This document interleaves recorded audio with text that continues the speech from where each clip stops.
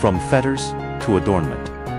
The transformation of the karmic net. This content is brought to you by the Australian Buddha Dharma Practice Association.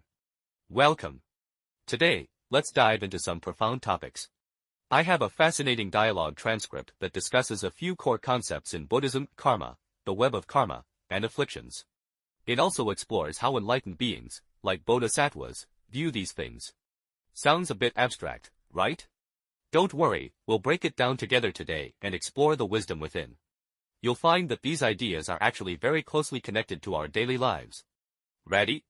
Let's begin. That's right, the main purpose of this material is to help us understand how our actions, or karma, actually work, and how they connect to each other to form a so-called web that envelopes us. At the same time, it digs into where all those messy afflictions in our minds come from. The ultimate goal is to see these things clearly and find a path that leads to true inner peace and freedom. Alright, let's start with karma. When we hear karma or karmic retribution, our first thought might be do good, get a good result, do bad, get a bad result. But from what you're saying, this dialogue suggests it's much more complicated than a simple one-to-one relationship. Yes, it's far more complex. It's not that simple. Think of it like planting a seed. It doesn't instantly turn into a piece of fruit, right? First, it has to sprout, grow roots, then a stem, leaves, and flowers, before finally bearing fruit. The key is that every stage from the initial cause the seed to the final fruit, the result, the roots, the stem, the leaves, the flowers is itself a form of a result.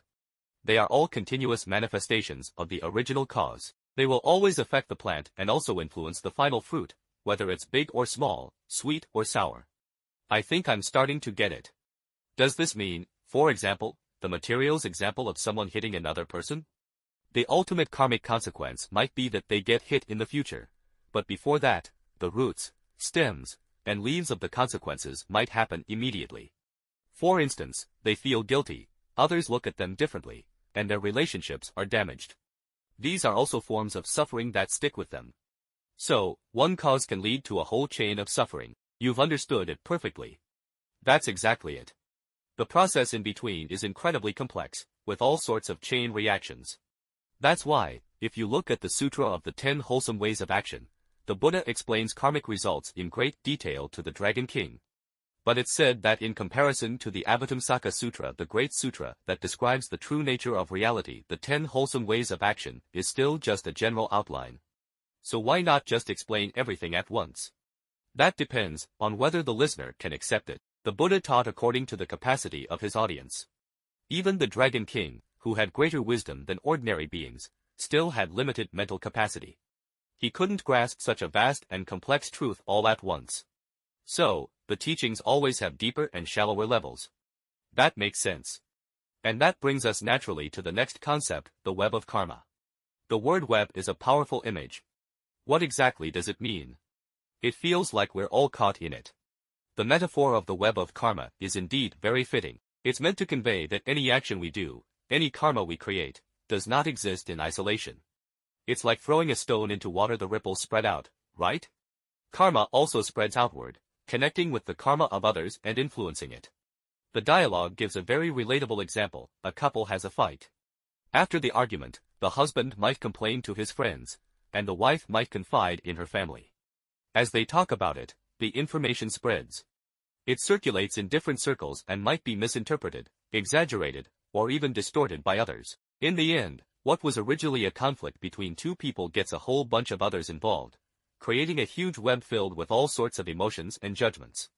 That sounds a bit like how information spreads on social media today.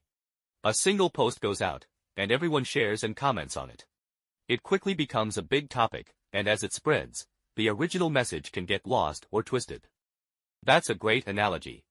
And the most painful part of this web of karma is that as the one who created the initial cause, you may have to bear the consequences stemming from all the nodes on that web, even many things you're completely unaware of.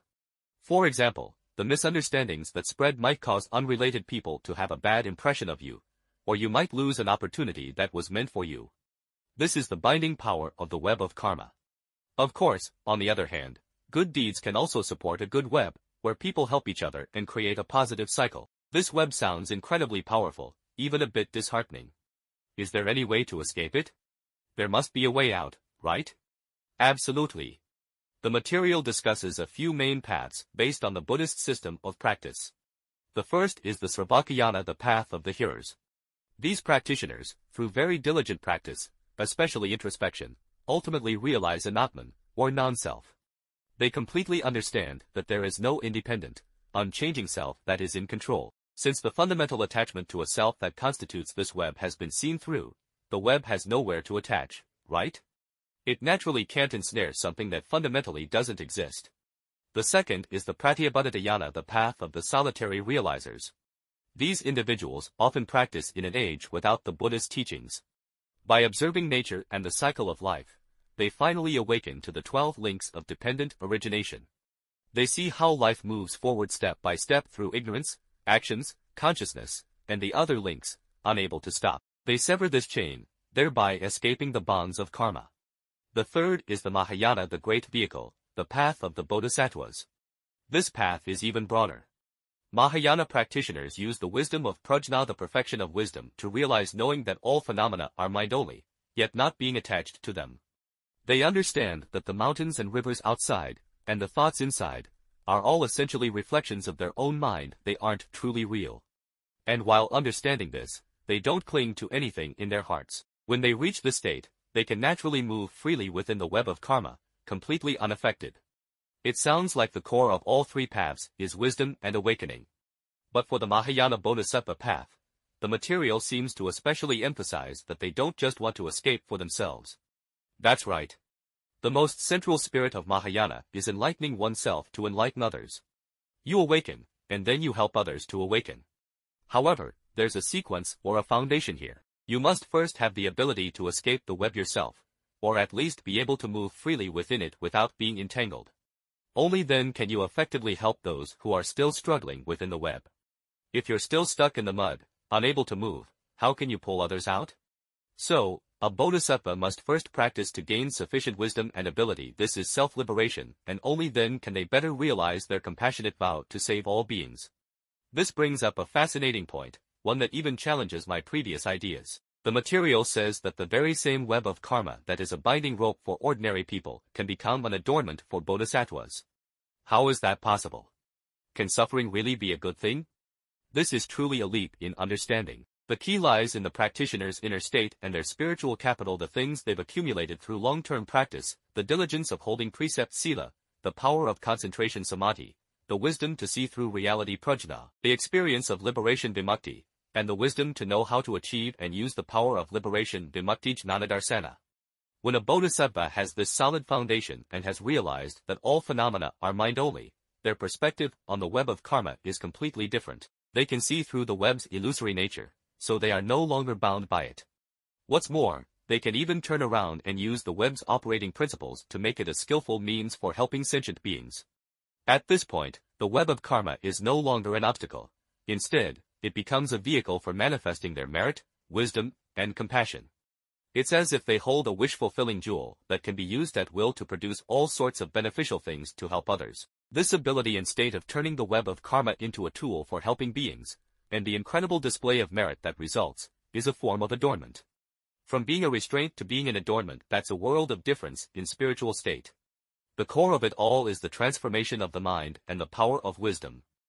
Having understood karma and the web of karma, the material then spends a good amount of time on afflictions.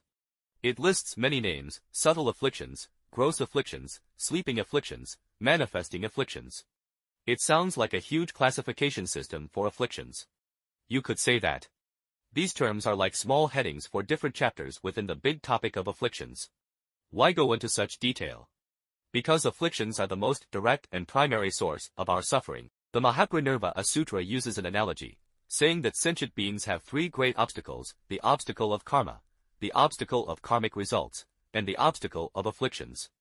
These three are like very serious illnesses, and the Buddhas and Bodhisattvas are like the most brilliant physicians. For a doctor to treat an illness, they must first diagnose it clearly, right? Yes, they have to diagnose it first. So, Bodhisattvas must have a deep understanding of all the different kinds of afflictions in beings' minds. What is their nature? How severe are they? Where do they originate? How do they manifest? Once they understand all this, they can truly apply the right medicine to the disease and help everyone be free from afflictions. Among all these types of afflictions, the concept of the sleeping affliction is particularly interesting. Sleeping as in sleeping? Yes. Does it refer to afflictions in a dreamlike state? The word sleeping is a perfect description. It refers to a state similar to being in a dream. Think about it. When we dream, don't we take all the messy images and scenarios in the dream as real? In a dream, when we see delicious food, we crave it. When we meet something scary, we run away, right? The people and things in the dream are either liked or disliked. This state of clinging to things that are false or unreal as if they are solid and real, and then developing all sorts of emotions and reactions because of it, is the core characteristic of a sleeping affliction. You're clearly awake and conscious, but you're still mistaking what is false for what is real. It sounds like this doesn't just happen when we're asleep. Does it often happen when we're awake, too? For instance, we might feel that a certain idea, emotion, or identity is so real and solid, and we're happy or sad because of it, only to look back later and realize it was unnecessary. Is that a kind of waking dream? That's a perfect way to understand it. That's precisely the power of the sleeping affliction. It doesn't just cause trouble when you're sleeping, it permeates our waking life. As the Zen master Yongjia said, clearly there are 6 destinies in a dream. On waking, the great cosmos is empty. This means that in a confused, dreamlike state which includes our ordinary, unenlightened state, things like the 6 realms of existence, right and wrong, all feel so real. But once we wake up, we realize nothing was there, it was all empty. Su Dompa's poem also illustrates this point perfectly. A ridge from the side, a peak from the front, it looks different from far or near, high or low. I can't tell the true face of Mount Lu, only because I am in this very mountain. Why can't we see the truth? It's because we're limited by our own perspective, which is to say, we're limited by our own mind. This dialogue summarizes it as manifested by the mind, felt by karma, transformed by consciousness. All the reality we experience is inseparable from how our minds perceive and manifest it. Therefore, to escape afflictions, the key is to break this sleeping state of mistaking the false for the real, especially by using wisdom to observe and realize the truth that all phenomena are mind only. Besides the sleeping affliction, the material also mentioned other categories, such as the manifesting affliction, which refers to the root cause from which all afflictions arise, ignorance. There are also the afflictions with outflows, which refer to the attachment and craving we have for the various states and environments of existence within the 3 realms and 6 paths.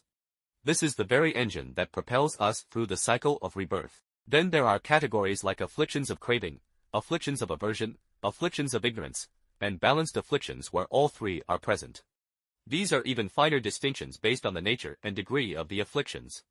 A bodhisattva needs to understand all of these clearly, just like a good doctor, to be able to prescribe the right medicine for each individual patient. That's incredibly detailed. In the discussion of the root of afflictions, the material also mentions body view and the 62 wrong views. What are those? They sound like they have to do with how we see our bodies. That's right. Body view Sakyat I is a particularly fundamental wrong view. It's the belief that our physical body, which is simply a temporary collection of the 4 elements earth, water, fire, and wind, formed by our parents' genes and our own karma, is me, or is something I own, my possession. In reality, this body is just a temporary combination of conditions. It will grow old and eventually fall apart.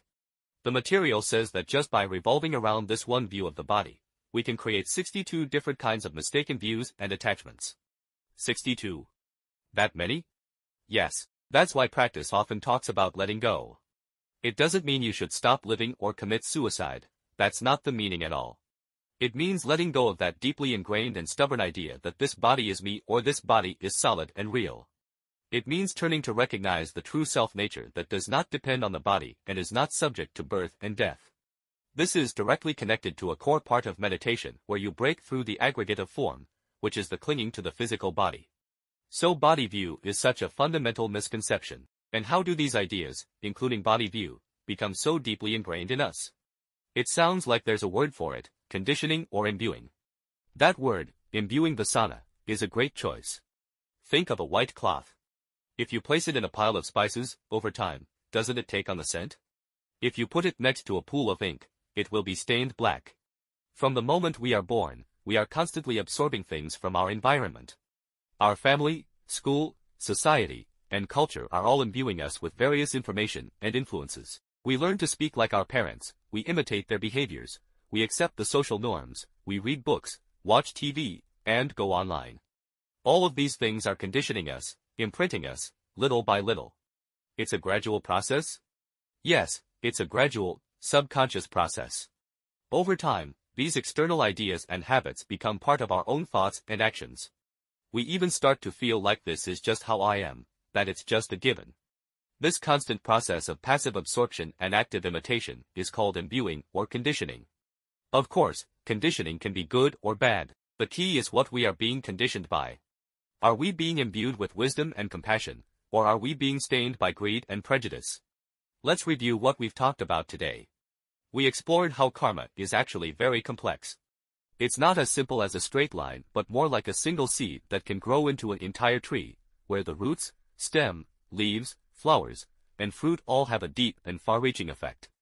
We also learned what the web of karma is, an invisible social web that entangles us through the interactions between people and the spread of information. We also delved into afflictions, especially the sleeping afflictions, which are like waking dreams where we mistake the false for the real, and which are the direct cause of much suffering. But most importantly, we didn't just look at the problems, we also saw a way out. The practitioners of the Sravaka, Pratyabhadita, and Mahayana paths all have their own methods of liberation. And what's even more amazing is that bodhisattvas can transform the very web that binds ordinary beings into a glorious tool for helping others. That's right, there's one core thread that runs through everything we've discussed today, our mind. What our world is like, how tight our bonds feel, and whether we can ultimately achieve liberation all depend to a great extent on the state of our mind and how we see things, in other words, on the principle of manifested by the mind. So, consciously understanding how karma operates, how afflictions arise, and how our mind perceives and shapes reality is a hugely important step toward a clearer and freer life, since many of our feelings and actions are deeply influenced by the ideas we've been conditioned with since childhood, as well as this invisible web of karma which might even cause us to live in a dreamlike state we're not even aware of. I want to leave you with a small question, or a little exercise, for you to contemplate. Today or in the next few days, try to find a belief or a habit that feels absolutely certain and unchangeable to you. Then, with just a little bit of curiosity, gently ask yourself, is this belief or habit really as rigid and absolute as I think it is? What if, just if, I allow myself to have a tiny bit of doubt about its reality, and allow for the possibility of it loosening up a little bit? Would your feelings be any different? Or would your perspective on things related to it open up a little bit of new space? There's no right answer to this question. It's just an invitation to look inward and observe what happens. Once again, thank you to the Australian Buddha Dharma Practice Association for supporting this episode.